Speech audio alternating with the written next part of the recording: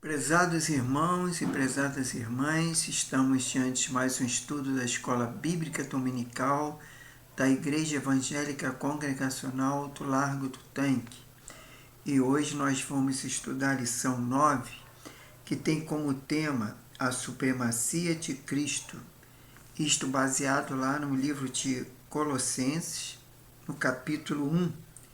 Mas antes de darmos início ao nosso estudo da Escola Bíblica, vamos dirigir a Deus em oração, pedindo a sua bênção para estes momentos. Querido Deus, eterno Pai celestial, nós queremos te louvar, queremos te agradecer, Senhor, pela tua graça, a tua misericórdia, o teu amor, o teu perdão. Te agradecer pelas nossas vidas, Pai. Muito obrigado, Deus. Queremos também dizer que o Senhor é digno de todo louvor, toda honra, toda glória e toda adoração. Que o Senhor é o nosso Deus, nosso Senhor, nosso Salvador. Agora só pedimos, Senhor, a tua orientação, a tua compreensão para que possamos, Senhor, ser edificados através da tua palavra. Que esse estudo possa abençoar todos aqueles que vão assistir através das redes sociais, Senhor, através do YouTube, Deus, que o Senhor possa estar abençoando, guardando, livrando de todo mal. Nós lhe pedimos, já te agradecemos, Pai. Em nome do Senhor Jesus. Amém. Bom, então vamos dar início à nossa revista, no qual diz que a supremacia de Cristo. A gente vai ler em Colossenses capítulo 1, vamos ler o versículo 3 até o 5, depois vamos pular para o 9 até o 10, e depois do 13 ao 19. Então vamos dar início no versículo 3. Graças damos a Deus Pai do nosso Senhor Jesus Cristo, orando sempre por vós. Versículo 4. Porquanto ouvimos da vossa fé em Cristo Jesus é o amor que tendes para com todos os santos. Versículo 5. Por causa da esperança que vos está reservada no céu, a qual já antes ouviste pela palavra da verdade do Evangelho. Agora pulando lá para o versículo 9. Por esta razão, nós também, desde o dia em que ouvimos, não cessamos de orar por vós e de pedir que sejais cheios de conhecimento e a sua vontade, em toda a sabedoria e inteligência espiritual. Agora o versículo 10. Para que possais andar dignamente diante do Senhor, agradando-lhe em tudo, frutificando em todas as boas obras e crescendo o conhecimento de Deus. Versículo 13. Ele nos tirou da potestade das trevas e transportou para o reino do Filho do seu amor. Versículo 14. Em que temos a redenção pelo seu sangue, a saber, a remissão dos pecados. Versículo 15, o qual é a imagem de Deus invisível e o primogênito de toda a criação. Versículo 16, porque nele foram criadas todas as coisas que há nos céus e na terra, visíveis e invisíveis, seja o trono, seja as denominações, seja os principados, seja as potestades, tudo foi criado por ele e para ele. Versículo 17. E ele é antes de todas as coisas, e todas as coisas subsistem por ele. Versículo 18. E ele é a cabeça do corpo da igreja, é o princípio e o primogênito entre os mortos, para que em tudo tenha a preeminência. Versículo 19. Porque ele foi o agrado do Pai, por toda a plenitude nele habitasse. Agora o autor coloca aí o texto áureo. Havendo por ele feito a paz pelo sangue da sua cruz, por meio dele reconciliar-se consigo mesmo todas as coisas, tanto que estão na terra como nos céus, conforme Colossenses 1, versículo 20. O subsídio para o estudo diário nós não vamos ler porque é para os irmãos ler de segunda-feira até a sábado. E aí eles têm vários versículos, aliás, vários versículos, inclusive muitos nós já lemos, mas é o título do capítulo 1 de Colossenses. Bom, qual é o objetivo da lição? Ao término do estudo bíblico, o aluno deverá ser capaz de compreender que nada nas esferas materiais ou celestiais subsiste fora da autoridade e do cuidado do soberano do nosso Salvador. Quer dizer, tudo é controlado por Deus. Redescobrir Jesus como Criador, sustentador, cabeça da Igreja, Redentor. Perceber o Senhor Jesus como o autor e o centro da salvação, fundamento e consumação de nossas esperanças. Aí vamos lá. Nesta lição também contemplamos Jesus como Criador, sustentador, cabeça da Igreja, Redentor e reconcilia o céu e a terra. No mesmo tempo, ouvimos o chamado à perseverança. Durante a aula, conduz um grupo a enxergar as saúdes espirituais, advém de uma visão elevada de Cristo ressurreto e floresce na oração, no discernimento e no serviço misericordioso. Entendeu? Então vamos partir agora para o comentário. A palavra introdutória diz: assim como a igreja de Filipe recebeu uma carta escrita durante a prisão de Paulo em Roma, e os colossos também foram alcançados por sua epístola enviada por volta do ano 62 depois de Cristo, pelas mãos de Tíquico e de Onésio, conforme Colossenses 4, versículos 7 ao 9. Ambas foram redigidas neste período de cativeiro. A carta aos Colossenses possui afinidade teológica, como a enviada aos Efésios. Sua inflexão é preventiva, pois os irmãos de Colosso enfrentaram o risco de contaminação com ideias e práticas pagãs, conforme Colossenses 2:8 e Colossenses 16:18, depois Colossenses 23. Aquela comunidade nasceu sob a influência do ministério de Paulo, na Ásia Menor, embora ele provavelmente nunca tenha estado na cidade.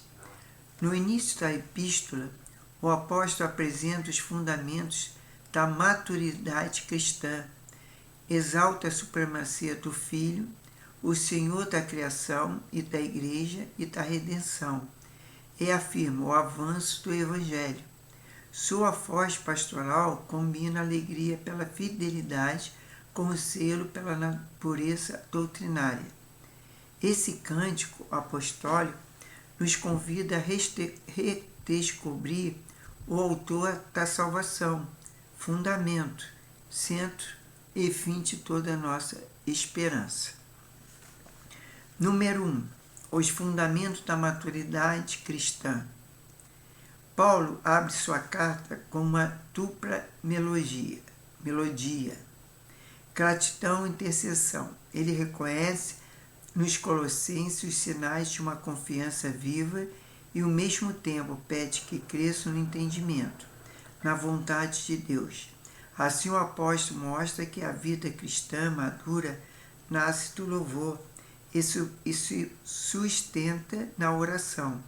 Fé, amor e esperança alicerçam a caminhada, a súplica constante, a profunda comunhão, o discernimento e molda uma existência digna. Vou ler 1.2 novamente, porque eu acho que não gravou.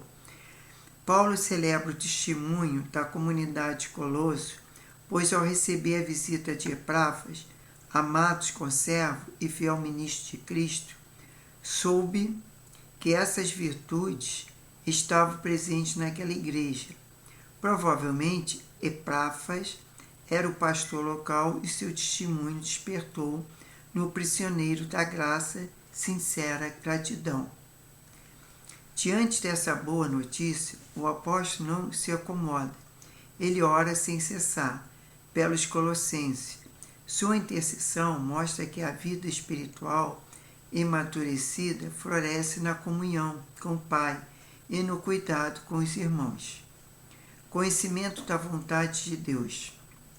Paulo ora para que os colossenses sejam cheios de pleno conhecimento da vontade de Deus, em toda a sabedoria e inteligência espiritual.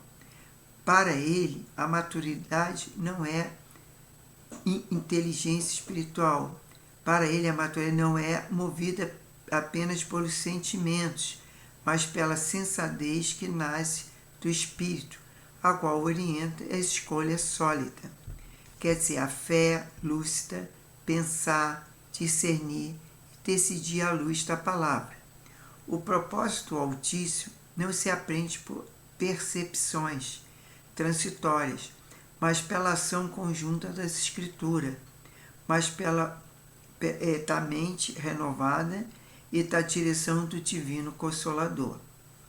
Submeter-se ao seu querer é permitir que ele molde pensamentos, afetos e práticas, produzindo evidência concreta da transformação e honra do nome de Jesus. O autor também destaca aqui: conhecer a vontade de Deus orienta o caminho, saber que é o Deus da vontade, sustenta cada passo na fé, compreende, conduz a obediência e obedece profundamente o entendimento e que ele é. Bom, agora 3.3.1. O propósito do conhecimento espiritual. Ao tratar desse tema, Paulo desmonta a pretensão cosgnítica, Gnosis, quer dizer conhecimento, que prometia acesso a um saber superior, reservado aos poucos. Essa influência, infiltrada na igreja, promovia uma experiência religiosa utilizada, frequentemente associada a seres intermediários, e colocava em risco a afirmação plena da encarnação de Cristo. Em contraste, o apóstolo ensina que a compreensão da vontade de Deus é obra do Espírito e dom gratuito, oferecido a todo crente. Nasce da vaidade intelectual, mas da revelação do Filho, conforme Colossenses 2, versículo 2 ao 3, despertando uma entrega humilde e acessível a todos que creem. O fruto do conhecimento espiritual. Paulo diz que discernir os desígnios do Senhor inspira um modo de existir o que o agrada. Colossenses 1,10. Não se trata de curiosidade teológica, mas de obediência afetiva.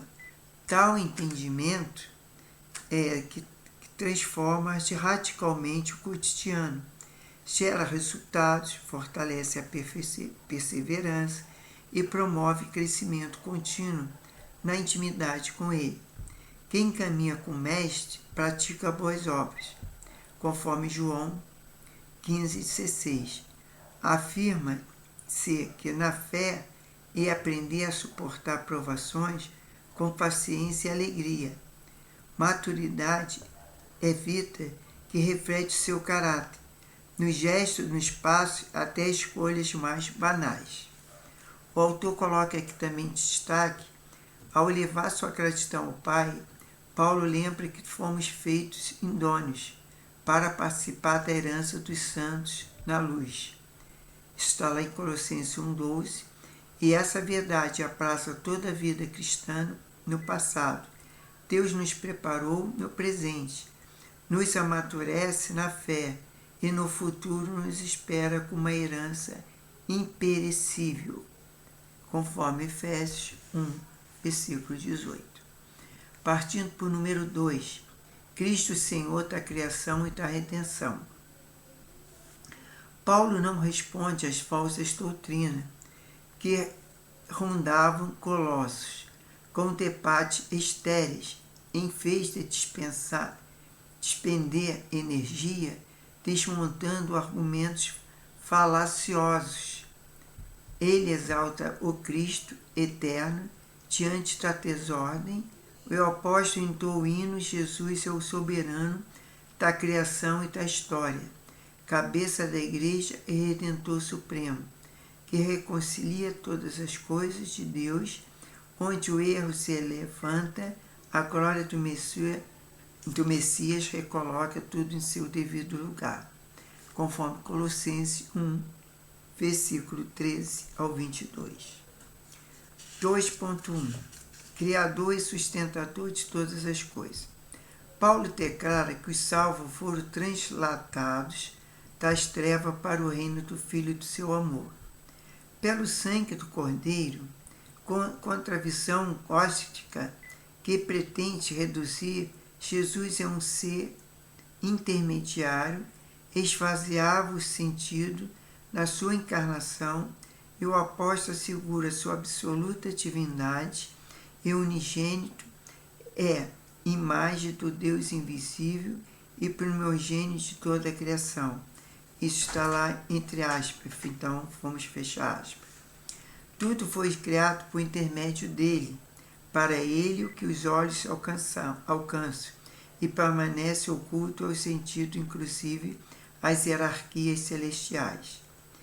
Ele é antes de todas as coisas e todas as coisas subsistem por ele, conforme Colossenses 1,17, não há esfera cósmica, material ou espiritual, e que substitua fora sua autoridade e cuidado soberano.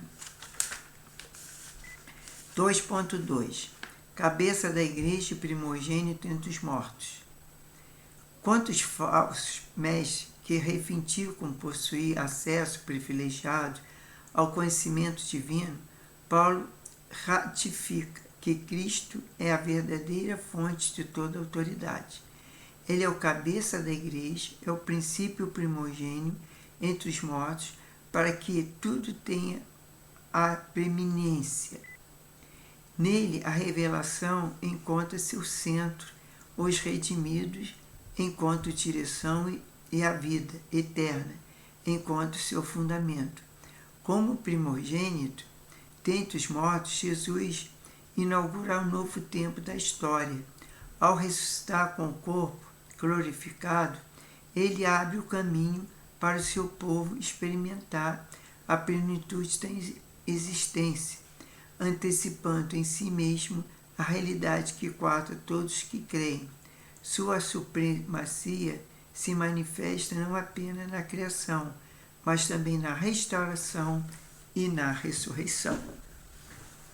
Agora 2.3 Redentor reconcilia com o céu e a terra. Por meio do sangue derramado no Calvário, Cristo reconciliou todas as coisas, na terra e nos céus, evidenciando o alcance absoluto da sua obra salvífica. Paulo lembra que outrora éramos estranhos, inimigos de Deus, afastados por pensamento e prática rebelde, mas agora fomos resgatados, escolhidos pela graça. A iniciativa sempre foi divina e o Rei dos séculos foi o encontro dos pecadores para restabelecer a comunhão perdida. Esse dom imerecido silencia toda a pretensão humana, a auto-justificação e nos convida à humildade irreverente. Jesus nos reconciliou no corpo, na sua carne, pela morte. Nossa esperança não repousa na metáfora espirituais. O Filho assumiu plena humanidade e sofreu verdadeiramente e por sua morte abriu acesso ao Pai. Quanto às tendências do cunho docêntico, o que negava a autenticidade da reencarnação é martírio de Cristo. O apóstolo atesta que nossa redenção é história concreta e definitiva. Nada precisa ser acrescentado ao sacrifício do Cordeiro. A obra é cabal, suficiente e eficaz, conforme Hebreus 9, 26. Pela cruz, aqueles que eram estranhos se tornaram santos, e os que eram culpáveis são apresentados repreensíveis diante de quem dele e quem mais poderia amar assim. Jesus, através da cruz, ele amou todos os culpáveis, todos aqueles que eram pecadores e falsos, né? Mas Jesus morreu por todos, por toda a humanidade. É pena que muitos não aceitam ele como Senhor e Salvador. Agora, partindo para o número 3. Desculpa. É sono. O avanço do Evangelho é a missão da Igreja. Antes de ressaltar a supremacia de Cristo, Paulo já havia mencionado o avanço das boas novas de salvação entre os povos. A verdade do Evangelho que chegou até vós, como também em todo o mundo está produzindo fruto e crescendo. Colossenses 1,6. Retomamos essa afirmação neste tópico para acompanhar o movimento do texto até o versículo 23, onde o apóstolo reforça que esta mensagem foi programada a toda criatura. Como eu falei, a mensagem da cruz é para toda a humanidade, toda criatura. 3.1. Condições que favorecem a expressão. No princípio século, os discípulos encontraram um cenário preparado pela providência divina. A paz romana garantia estabilidade, unificava vastas regiões e proporcionava a rota terrestre, como célere via Ápia, próxima à praça de Ápio, conforme Atos 28:15. E caminhos marítimos bem estruturados, favorecendo a propagação da mensagem da cruz. O comércio conectava povos e gregos, servia como língua franca do império. Além disso, comunidade judaica, espalhada pelo mundo mediterrâneo, com suas sinagogas, ofereciam pontos de partida para a pregação apostólica. 3.2. Prática missionária da Igreja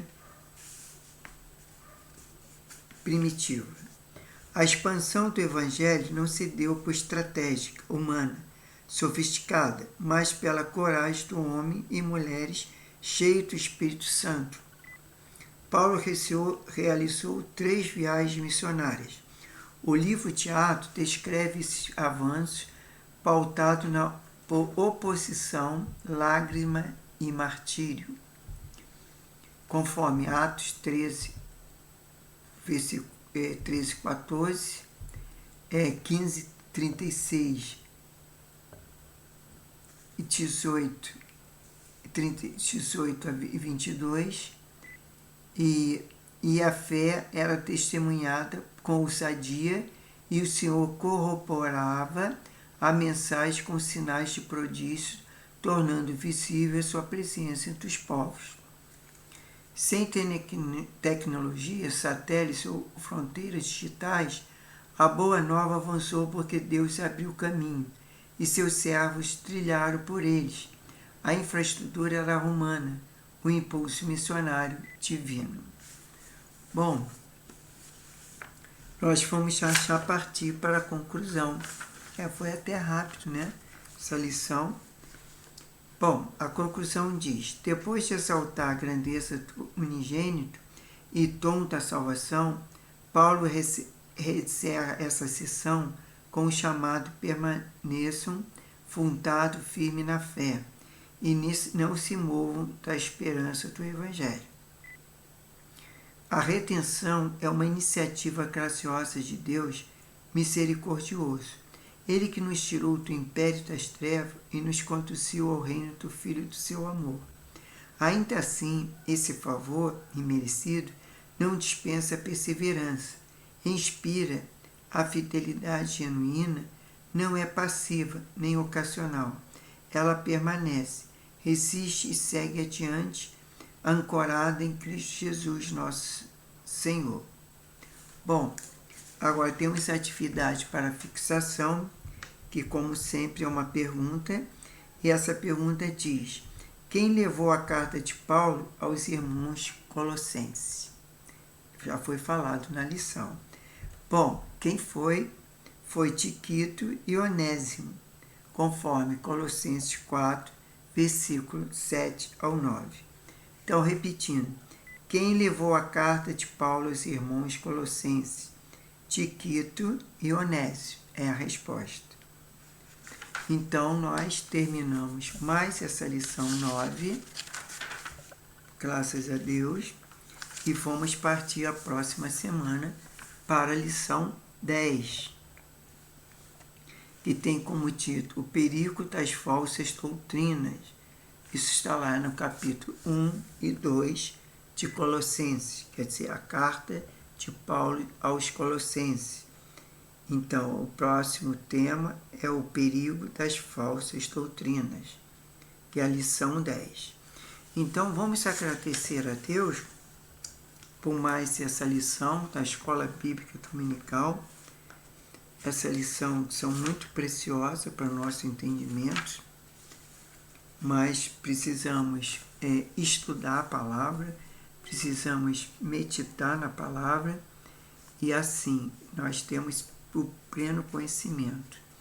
Eu, e particularmente, eu gosto muito de ler o Novo Testamento, porque eu acho que o Antigo Testamento é muito bom, tem muito ensinamento, muitas doutrinas também, muitas profecias que a gente pode tirar, né, para os dias nossos de hoje.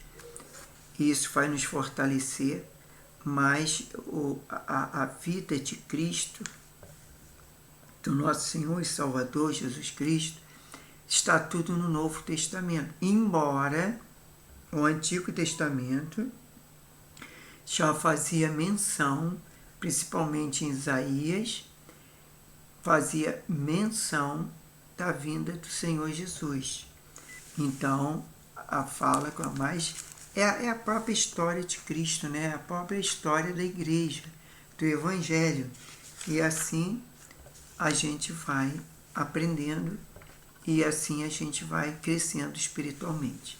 Vamos agradecer a Deus por mais essa lição, pedindo a Ele sabedoria.